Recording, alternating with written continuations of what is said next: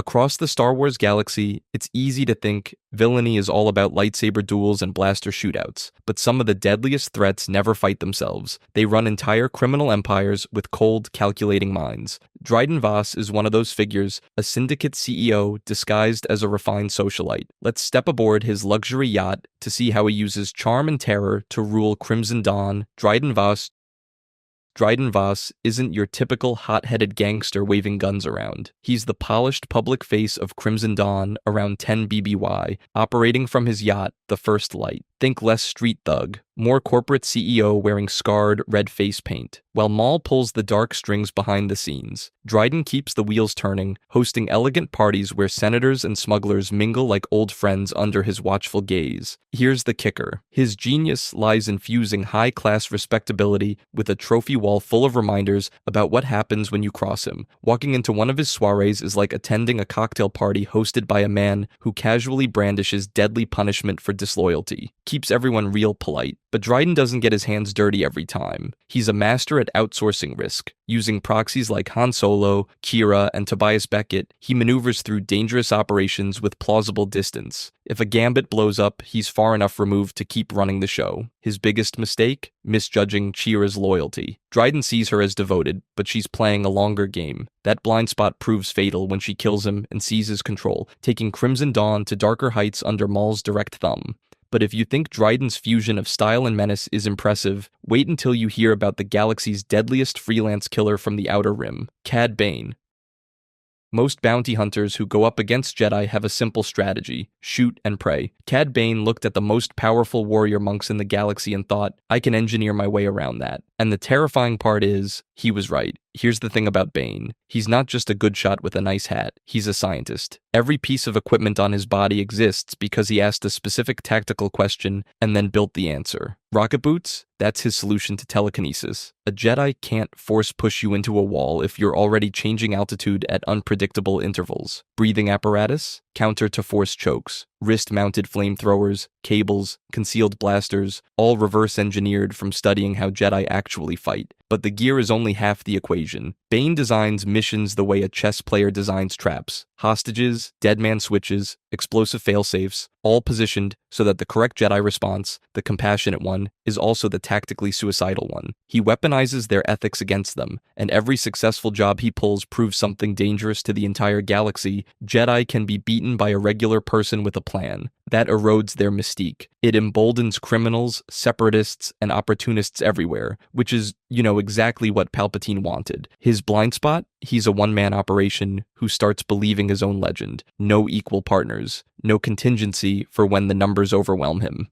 The same cold individualism that gives him clarity in a firefight leaves him completely unable to anticipate what happens when people who actually care about each other come for him together. But at least Bane built his reputation one job at a time. The next guy on our list tried to build his by managing the most expensive construction project in galactic history, and it went about as well as you'd expect. Director Orson Krennic.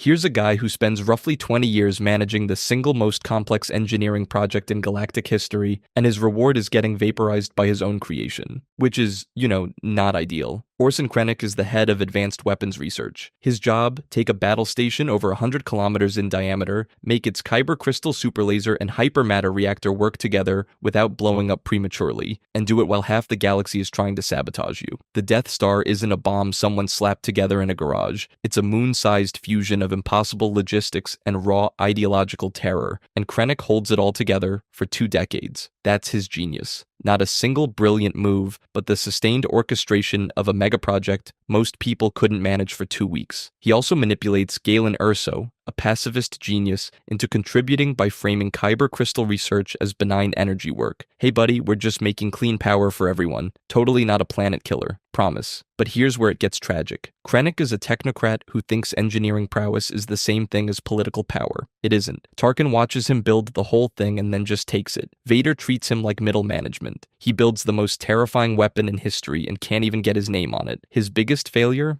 He cannot conceive of a saboteur who doesn't sabotage loudly. Krennic's toolkit is surveillance, intimidation, bureaucratic punishment. What Galen Erso does instead is embed a fatal reactor flaw so quietly that it's invisible to someone scanning for rebellion.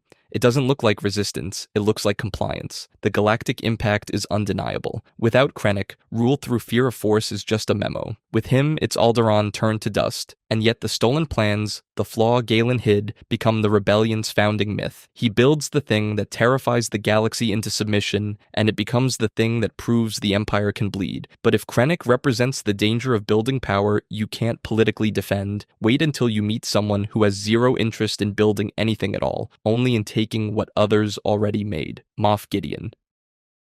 Most Imperial warlords after Endor just wanted to hold territory, keep the lights on, maintain the fleet, maybe carve out a little kingdom in the Outer Rim and call it a day. Moff Gideon looked at the smoldering wreckage of the Empire and said, "No, I can build something better." And honestly, his logic was airtight. Here's the thing.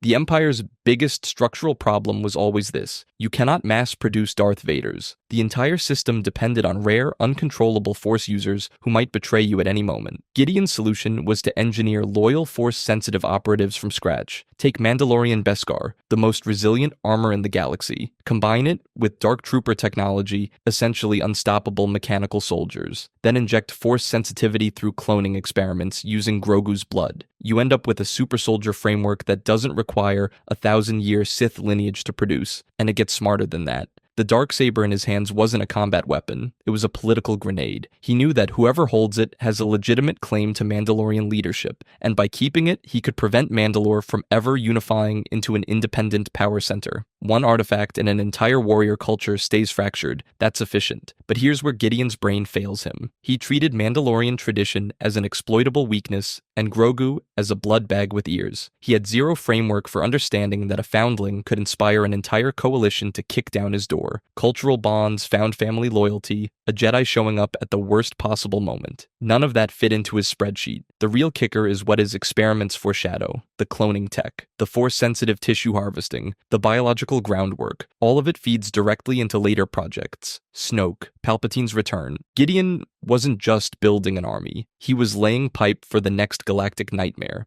Some fans even think the Gideon we see destroyed isn't the original, that he'd already cloned himself, which is, not ideal. But at least Gideon was trying to innovate. The next villain on this list didn't need new science. He just needed one weapon big enough to make the entire galaxy shut up. Wilhuff Tarkin. Tarkin doesn't build weapons, he builds arguments. And his argument is terrifyingly simple. You don't need to occupy every planet in the galaxy if every planet in the galaxy is afraid of you. The Tarkin Doctrine is basically nuclear deterrence theory wearing an Imperial uniform. Instead of stationing millions of troops on thousands of worlds, bleeding resources into an endless logistical nightmare, you build one thing so catastrophically powerful that nobody dares step out of line: governance through the credible threat of annihilation. On paper, it's elegant. In practice, it's Alderaan. Here's the thing. Tarkin doesn't see the Death Star as a weapon. He sees it as a message. The ability to destroy a planet is secondary to making every other planet imagine being destroyed. And the target selection proves it. He doesn't blow up some backwater Outer Rim world nobody's heard of. He picks Alderaan. Peaceful, respected, culturally significant, zero military infrastructure. That's the point. If it can happen to them, it can happen to anyone. The doctrine extends inward too. Centralized sector control, powerful regional governors, minimal consultation. Tarkin believes any system loose enough to allow debate is loose enough to allow rebellion, which is, not ideal for anyone who enjoys having opinions. But here's where it falls apart. Fear only works when the thing people are afraid of cannot be destroyed. The entire Tarkin doctrine assumes a permanent monopoly on overwhelming force. The moment one thermal exhaust port proves the Death Star is mortal, every suppressed world simultaneously realizes the Emperor has no clothes. Tarkin can't plan for that because he literally cannot conceive of it happening, and that's the cruel irony. Alderaan is simultaneously his greatest triumph and his greatest strategic error. It proves the weapon works. It also proves the Empire will use it on the innocent. Every fence-sitter in the galaxy picks a side that day, and it isn't the Empire's. But if Tarkin represents the dark side of political theory, the next entry represents something arguably more dangerous: a man smart enough to play both sides of a galactic war simultaneously. Count Dooku.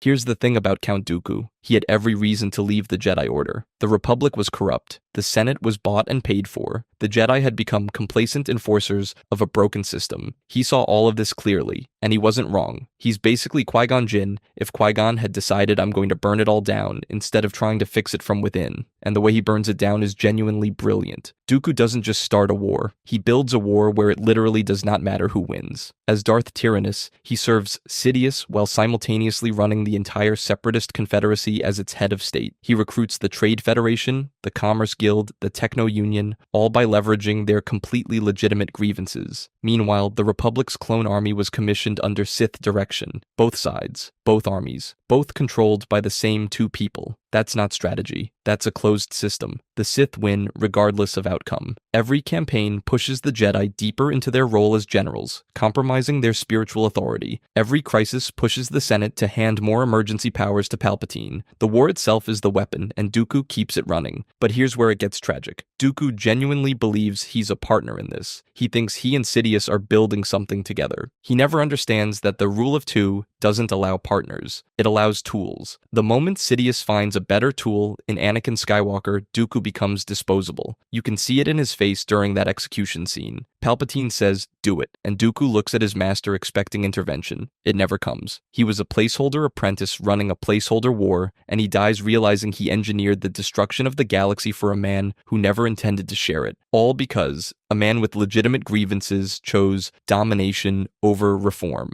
which is, not ideal. But if Dooku designed a war that could reshape a galaxy in a few years, wait until you hear about the Sith Lord who designed a plan that took 1,000 years to pay off, Darth Bane.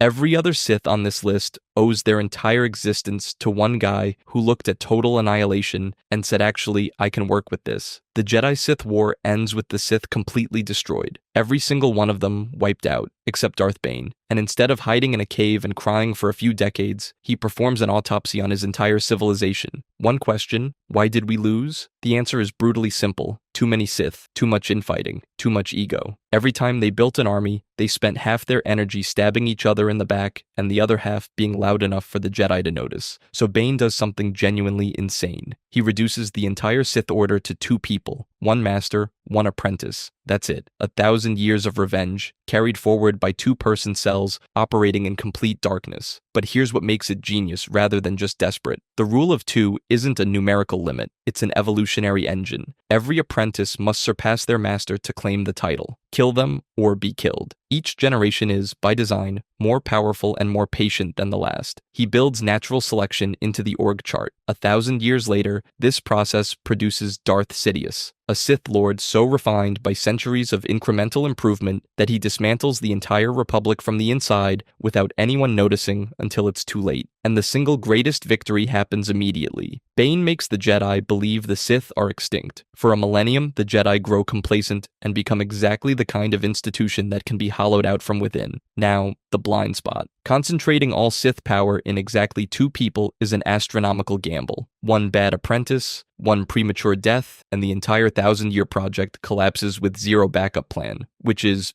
not ideal as a retirement plan for your entire religion. But it worked. The chain holds for a millennium and produces the exact outcome Bane designed it for. He turned the worst defeat in Sith history into a 1,000-year countdown to total victory. If you think that level of patience is impressive, wait until you meet the guy who actually cashes the check, Emperor Palpatine. Here's the thing about Palpatine. Every other villain on this list is playing a game. Palpatine invented the board, placed every piece on both sides, and then convinced everyone else they were making their own moves. The man fulfilled a 1,000-year Sith conspiracy by getting elected. Democratically, Darth Sidious rose to absolute power, not through invasion, but through Senate procedure. He went from senator to chancellor to emperor using the Republic's own mechanisms against it, and nobody caught on until it was far too late. The Jedi were literally in the same building, but his real masterstroke is the Clone Wars. Palpatine controls both sides of a galactic conflict simultaneously. As Chancellor, he reluctantly accepts emergency powers. As Sidious, he directs Dooku and the entire Separatist military. Both armies answer to him. Every battle, every crisis is a choreographed step toward a galaxy so exhausted it will hand him absolute authority and thank him for taking it. By By the time he declares the Empire, the coup is already finished. The emergency powers, the military oversight, the dissolution of checks and balances all happened incrementally through votes he engineered years earlier. The Republic to Empire transition isn't a revolution, it's paperwork. He just changed the logo. His galactic impact is the entire Star Wars saga. 1,000-year Republic, gone. The Jedi, functionally extinct. The Force itself thrown out of balance. And in the most poetic twist imaginable, his oppression creates the very thing that destroys him. But his actual undoing? Love. That's it. Palpatine understands fear, ambition, hatred, manipulation. He can model every political system and corrupt every institution, but he cannot comprehend that a man buried under decades of dark side servitude would throw away everything because his son refused to stop believing in him. Luke doesn't beat Palpatine by fighting. He beats him by dropping his lightsaber and saying, "I won't kill my father." And that breaks the entire equation. Turns out you can control both sides of a war and extinguish an ancient religion, but you cannot legislate away the human capacity for redemption. That's a pretty significant oversight when your entire empire depends on one guy staying evil forever. But if Palpatine represents the pinnacle of political genius, the next entry represents something arguably more dangerous. Pure military intellect with zero force sensitivity, just a mind that treats war itself as an art form. Grand Admiral Thrawn.